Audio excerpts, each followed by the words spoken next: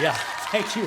Thank you very much, and welcome to the Ralphcast, the podcast, the TV show. I'm Ralph Strangis, Dallas Stars 2025 Hall of Fame inductee, along with my good friend Joe Nieuwendyk. Stars just announced this, and I am so beyond thrilled and so beyond words. I want to thank everyone. Stars owner Tom Ghilardi first, Stars president Brad Alberts, who's kept me engaged with the team and has been a real friend to me over the years, and everyone in the Stars organization. I also want to thank the fans, of course. You guys mean everything to me, and all my old friends who are still back over there. I'm so excited. We're going to do so much stuff with this in the coming weeks and months. I'm going to interview every Hall of Famer, Stars Hall of Famer that's in the Dallas Stars Hall of Fame. I'm going to extend the invitation. I hope they say yes. And then we're going to do all kinds of other things as well. Today, my brother joins us. Joe Nieuwendyk, also a 2025 co-inductee with me. Joe and I are going to talk just for a few minutes. He was on his way to the Alberta Hall of Fame, and I caught him right before he was able to get on the airplane. Yeah, Joe keeps getting inducted into all these Hall of Fames, and for very good reason, right? Also today, Savannah Humoller joins, but this time there's a twist. She's going to interview me about me going into the Dallas Stars Hall of Fame. I couldn't be happier. And in today's Ralph Stack, I wrote a piece called The Kid is in the Hall, The Kid's in the Hall. And it's all about sort of me growing up, wanting to do this, being a big part of it for a very long time, and then the recognition by the Stars that I was certainly someone who really helped with the organization. I'm going in as a builder. That means a lot to me. So it's a big day on the show, and it's just going to get better and better. So please tell your friends, subscribe right here. See, it's blinking. Subscribe to the Ralphcast, the podcast, the TV show right here. And we've got great stuff coming up in the next few weeks, all to get you ready for November 14th, 15th, 16th in Dallas. Wow, what a time that's going to be. And because it's me, you know, it ain't going to be like any previous induction ceremony at all. Count on it. And they know that too. And they're still okay with having me do it. So on we go. Let's start it. Let's get it going. Let's check in quickly with my brother, Joe Nieuwendyk, who is again on his way to Alberta to receive another Hall of Fame honor.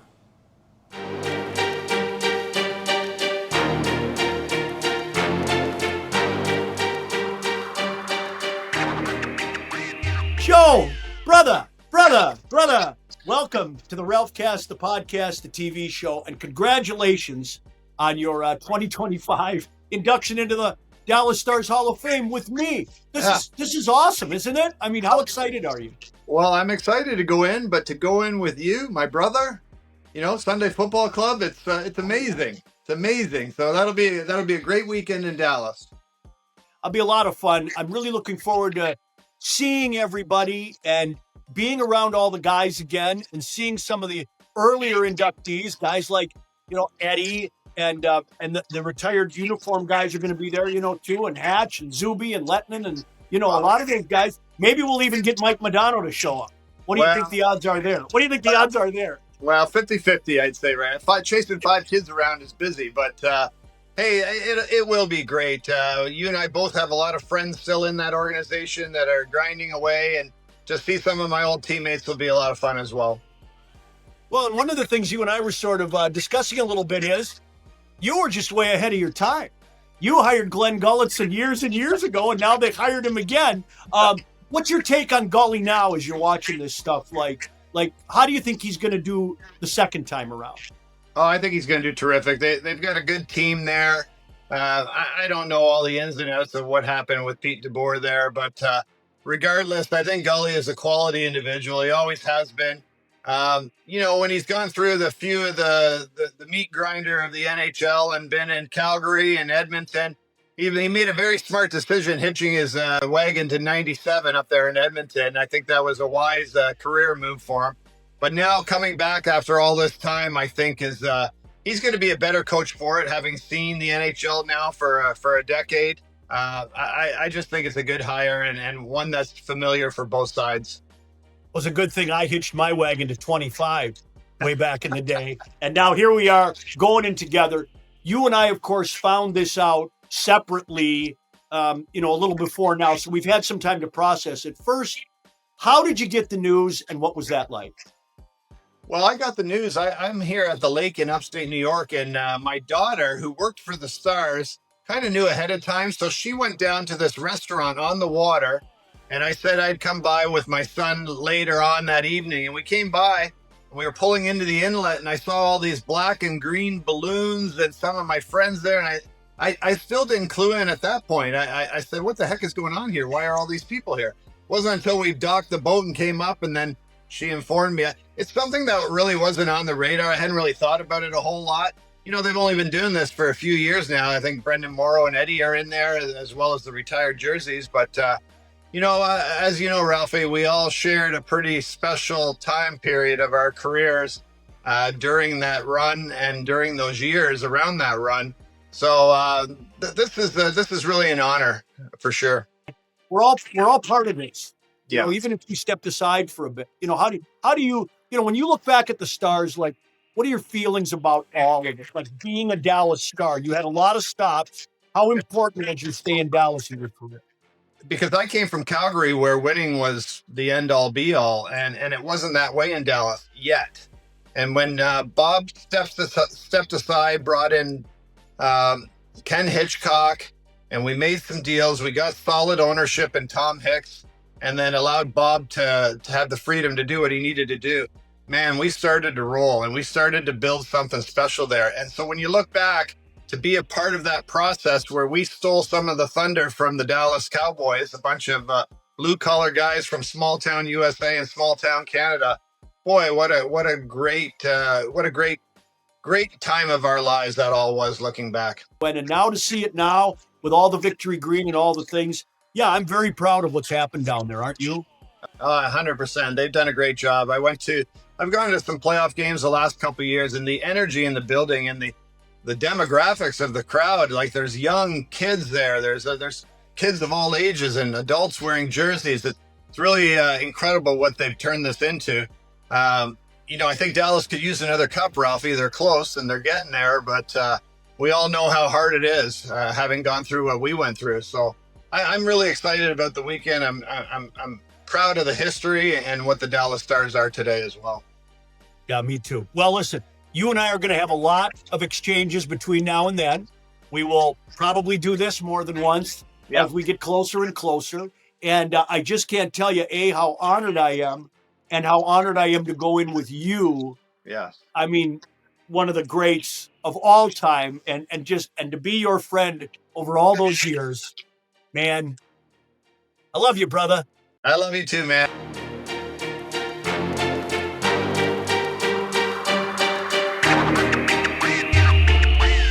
You are listening to the Ralph Cast podcast. I'm Savannah here with the one and only future Dallas Stars Hall of Famer, Ralph Strangis. Ralph, you are part of the 2025 Dallas Stars Hall of Fame. Congratulations. How are you feeling during this time? It must be so exciting for you to be a part of this. It is, Savannah, and thank you. This is the first time anyone's interviewed me on the Ralph Cast, the podcast, the TV show, so I'm very excited about this too. But I'm in great hands, I know that. I'm really excited. I'm excited on a few counts. One, of course, to be going in with my friend, my brother, Joe Newendike. We had Joe on the show here, as you know, and it's just such a wonderful honor, and I'm so grateful to the organization. I'm really thankful. Tom Ghilardi doesn't have to do this, but Brad Alberts has worked pretty hard on keeping me around. I'm not the easiest person to deal with from time to time. Everybody knows that. You've worked with me, you know. But Brad's been really good keeping me tethered.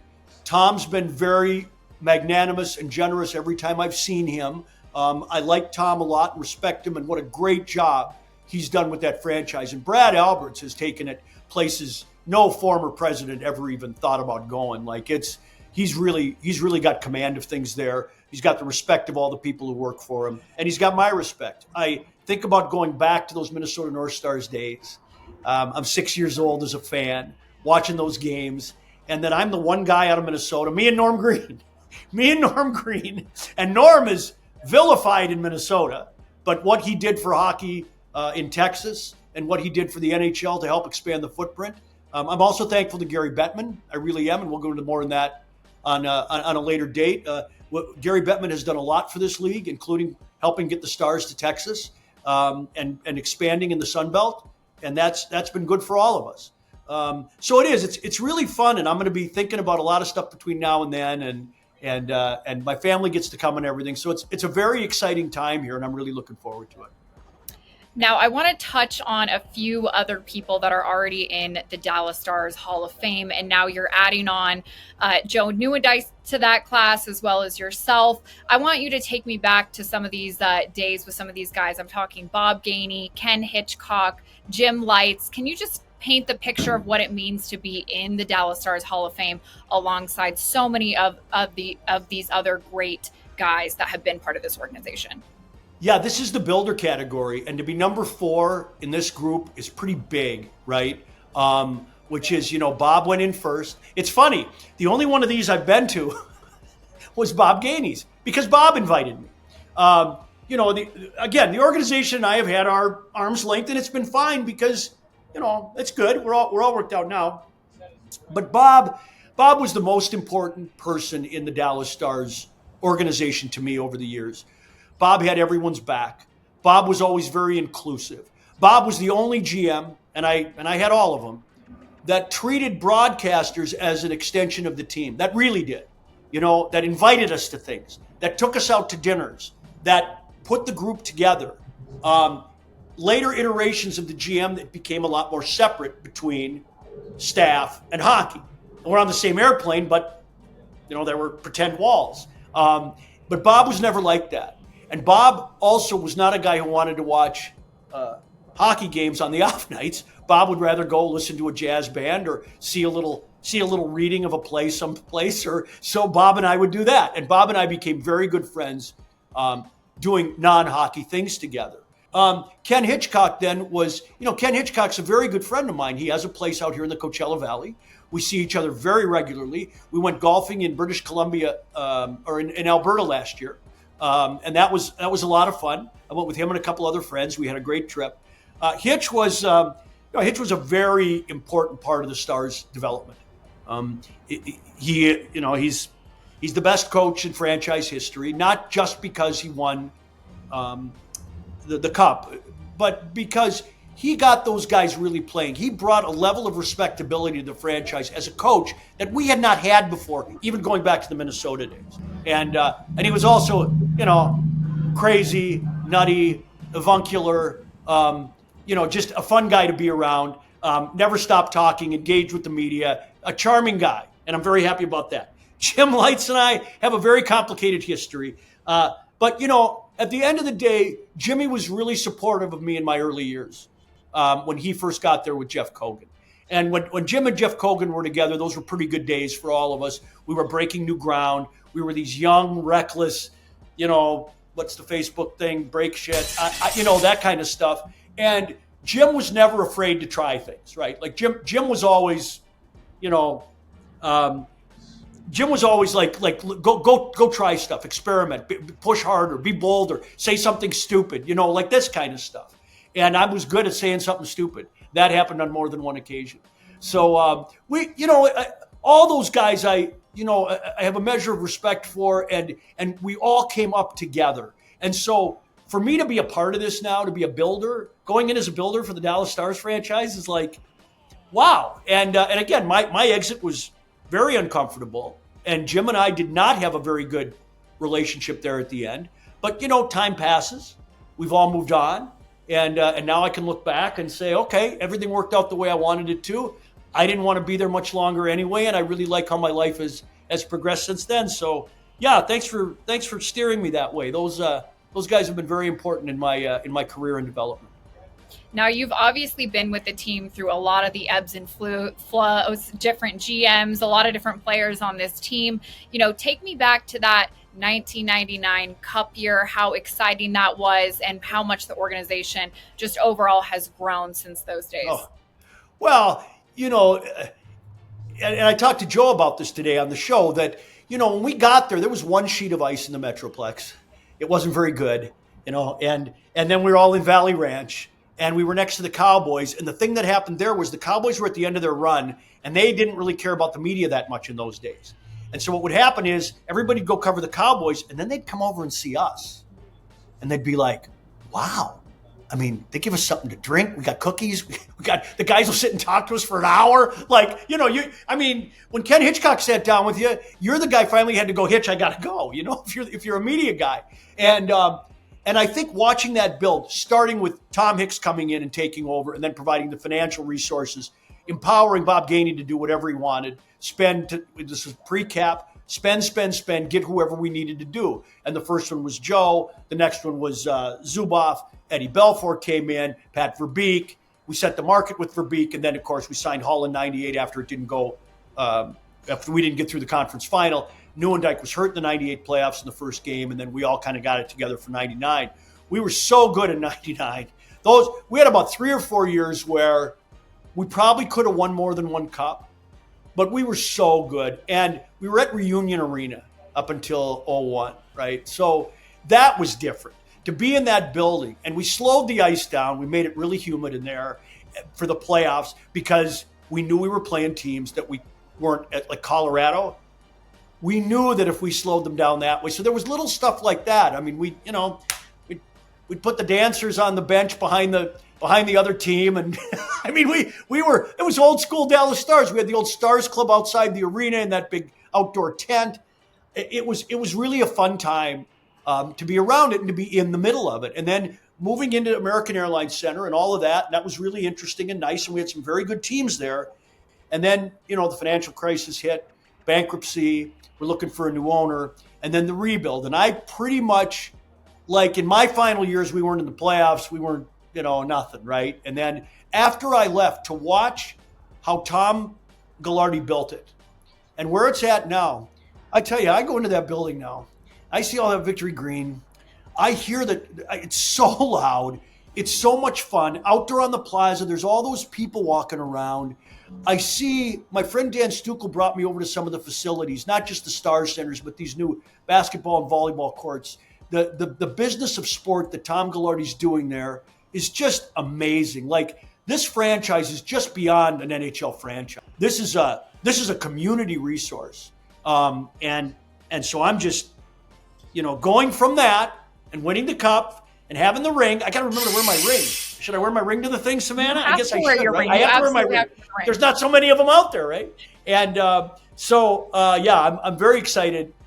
It was a lot of fun back then, and I keep reliving all this stuff. So, yeah, it's really cool. And I swear, I found this out like 2 weeks ago. I can't get it out of my head.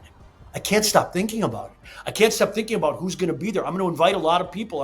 It's going to be very expensive because I have to buy tables. Apparently, I didn't know about this. You go into the Hall of Fame, and you better have some financial resources to handle it. But it's going to be great because I want my friends, my people, and my family to be there. My mother's still alive. She's 86. She already has her outfits picked out. The Queen, and all my brothers and sisters will be there.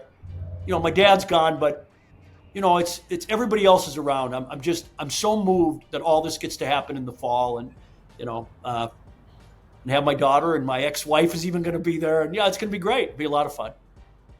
Now, this is just such a big moment for you. You're one of 8 that will be in the Dallas Stars Hall of Fame. It's such an exciting time. And you just touched on your support system and all those years working for the Stars and calling the games. Just tell me more about the support system that you had during your time covering this team. Well, you have to have really good support at home. Players say this, we say this. When you travel that much for a living, you have to have the home life, buttoned down. And my ex-wife who's still one of my best friends in life, had that nailed and had Savannah, our daughter, all figured out. And in fact, when I would come home, like the season would end and it'd be a week and I've cleaned out every drawer in the house and I've cleaned the garage and I've done it. And I'm wandering around. I'm trying to reset all the routines. And Stephanie would look at me, my ex-wife, and say, why don't you go to Vegas for a week? Why don't you go can you find somebody and go someplace for a couple of weeks? We're fine here. We're fine. Just, so that was awesome. My family's always been so supportive. My father was a big sports fan and a a big Minneapolis businessman, and he gave me sort of my love of sports, or helped nurture that. My mother is a wonderful person. She's art, music, theater. She developed my love of the arts. She took me to so many concerts and plays and all of those things. So I really grew up on two tracks, and that's really helped me as a broadcaster and as a guy, right? Like I am as comfortable, walking into a Broadway show as I am to a baseball game, and I think that's awesome. And so all of that kind of helped conspire to put me on those tracks. And my good close friends at the Stars too over the years. There were a few that had my back over the years, and it was awesome, and to work with those guys, Vito's still there, the director, and Jason Walsh, who was the producer, and a lot of those people there I helped bring in. Like Walsh was my stats guy. I hired him out of the Star Stuff store, and he wanted to learn the broadcast business, so I made him my stats guy. I think I paid him $20 a night or something, and that's really a big part of my legacy too. As you know, Savannah, I'm always very interested in the next wave, and the things that I'm really proud of are the all the people that I brought in, helped bring in, or helped advance in their careers, and that's still a big part of what I do. So I'm excited to have a lot of those people there for this. You obviously get to have a big fall coming up with the announcement of the Dallas Stars Hall of Fame and you going into the Hall of Fame there. What would you want to say to those on the committee that have brought you to this point and put you in the Dallas Stars Hall of Fame? What's your message to them? Are you sure? Are you guys sure about this? You guys sure about this? And I think we'll leave it there. I mean, thanks guys. I appreciate it, but who's nervous? We'll have a lot of fun. Don't worry about it. It's going to be great. Thank you, committee. Thank you, Savannah. Of course. Thanks, Ralph. Congratulations. Thank you.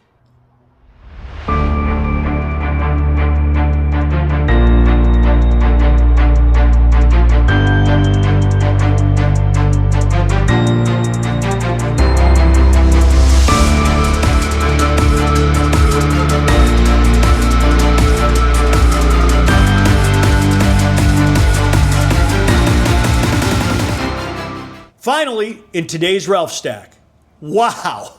Just wow. I mean, wow. I'm being inducted into the Dallas Stars Hall of Fame, and with my dear friend Joe Newendike. We're the fourth class, following other organizational pillars, and the guys who have their jerseys hanging in the building, and former owners Norm Green and Tom Hicks. My history with the franchise is longer and deeper than anyone's, and more complicated too. The kid in the picture started going to Stars games in 1967, then got hired by the club in 1990, moved to Texas with them in 1993, and walked away in 2015. Brad Alberts called me in the afternoon on Tuesday, July 1st, and even that story has some kick to it. You'll hear more at the event from both of us. I've known Brad a very long time, and at the core, we're friends. I appreciated his professionalism and help in 2015 when he and I worked out an amicable separation agreement. It was a horribly tough time, but he treated me very well and kindly, and I've never forgotten it. In the years since, Brad and I stayed in touch and kick all kinds of things around. A couple springs ago, he invited me to watch playoff games, home and road, whenever and wherever I wanted to go in his suite with him. I took him up on it. I went again this spring, and oh, those playoff games in his suite with his beautiful family and so many people I know, well, they've been some of the best times of my recent life. From where I've been, it's cool to be a fan again.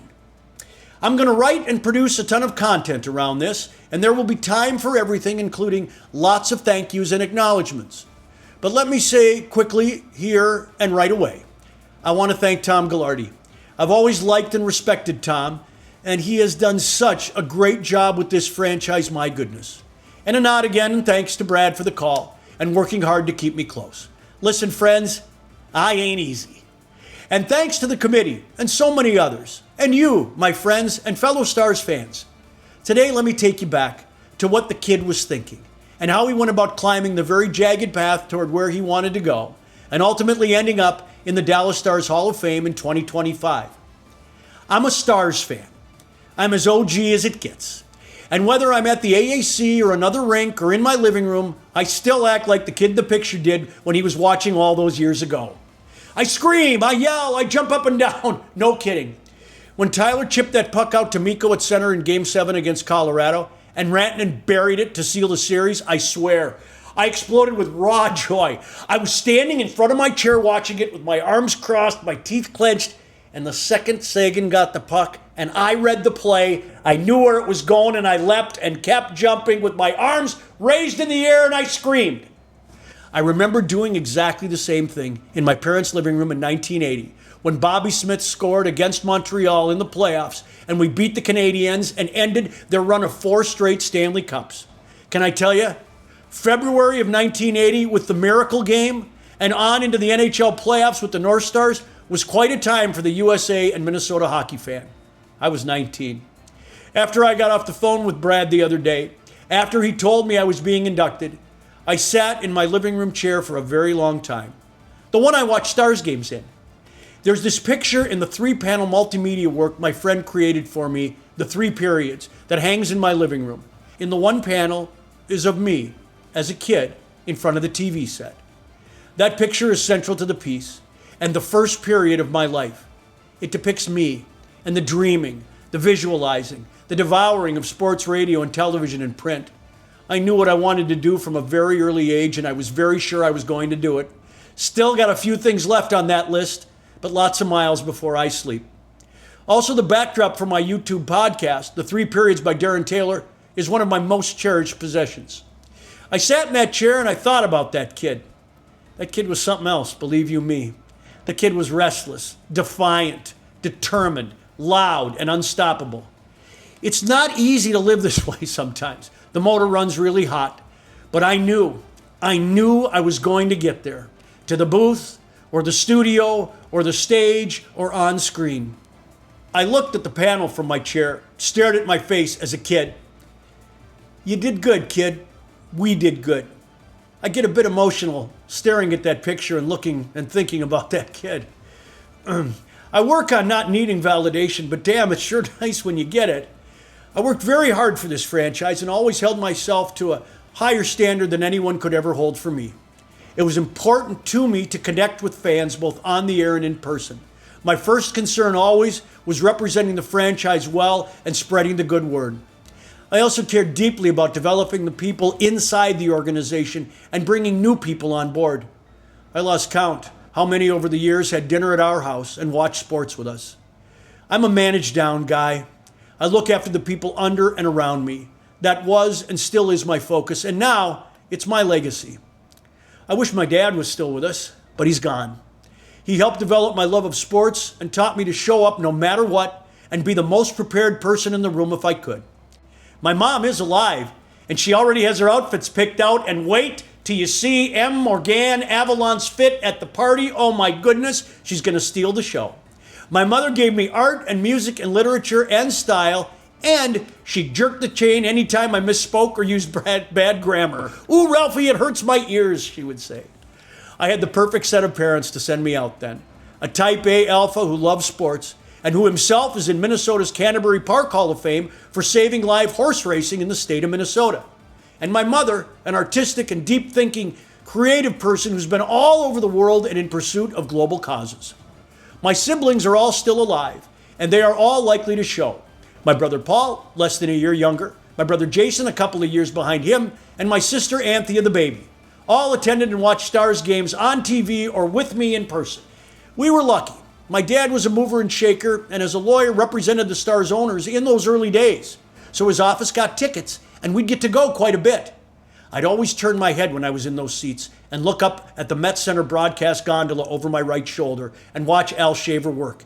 I can make him out from those seats, especially if I brought binoculars. For my 12th birthday, my dad got me a visit to the press box. His friend Dick Dillman, the then Stars PR man, and the guy for whom the NHL's PR Staff Award is named, arranged it. My friend John Schroeder went with me. John and I called games in our grade school gymnasium into tape recorders. He was my first broadcast partner. At one point, Dick took us to stand behind Al and Tom Reed while Al was calling the game. I was floored.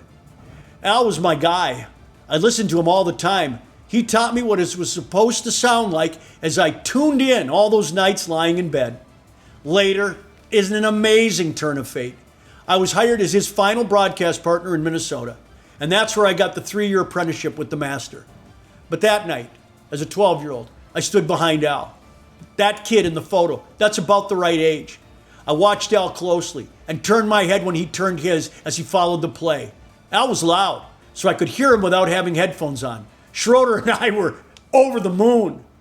I remember standing right behind him and saying to myself, I want to do that. I want to sit right there in that chair and call North Stars games, and I'm going to do it. The kid in the picture did it. And now I'm the recipient of an overwhelming gesture from the franchise. This will help me put a bow on a journey that's been over half a century in the making. I'm coming back home to the Stars. To all of you, please feel like you can share this with me. All Stars fans from Texas and those still in Minnesota and from all points on the globe, you're welcome to follow along, join in, talk to me, and share your thoughts. More on that soon. You'll be able to do that. For now, Tom Ghilardi, my most heartfelt thanks again. Brad, my man. And gang, brace yourself. This one's going to be like me, different than most, and most certainly something else. That's our show for today. But we'll have lots and lots more content in the coming weeks, all built around the Dallas Stars Hall of Fame 2025 induction weekend, November 14th through the 16th. It's been quite a ride, and I'm still on it. Thanks to my brother, fellow 2025 inductee Joe Newend. I can't wait to do this with you, Joe. Thanks to Savannah Huemuller. Thanks for the sturdy reporting this season and for the very strong interview today. Thanks to Kelly Ortiz, my assistant. It takes a village to work with me, and we got a nice little village going here. And now to take you out, a look back with a track from my era and some visuals to take you through those great times with the Stars. And you know what? Just because I'm not doing that anymore, don't worry.